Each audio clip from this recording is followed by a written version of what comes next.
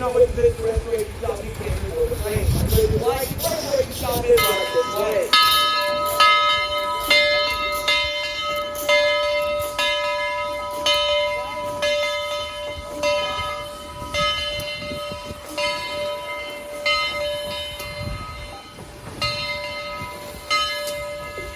On the opposite side of the cab from Andrew is his fireman and his wife, Ricky. Everybody say hi, Ricky.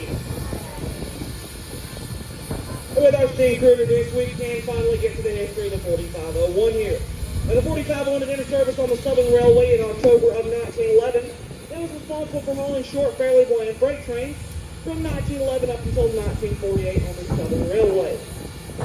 Now, in 1948, the 4501 will be replaced with a diesel-electric locomotive. Those diesel electrics were more efficient and cheaper to operate.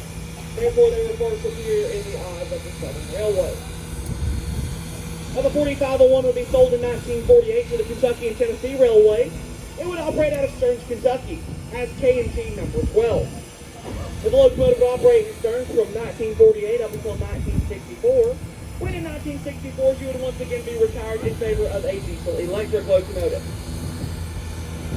In 1964, the locomotive would be sold to us here at the Tennessee Valley Railroad Museum to one of our founders, Mr. Paul Merriman, for the price of only $5,000. The locomotive we ran back in Chattanooga under its own power. It was one of the first to do so on the Southern Railway after mutualization. We've been happy to have our locomotive in our collection ever since. Ladies and gentlemen, it is now on our locomotive up with track number 2, while our train sits on track 1.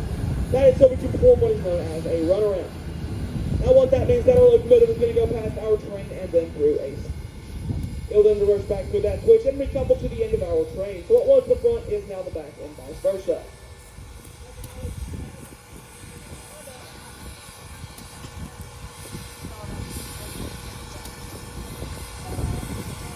There's 82 locomotives. The 4501 is the only enterprise Mikado that would not be de-scrapped short. So ladies and gentlemen, today we are looking at the last living example of an MS-class Mikado.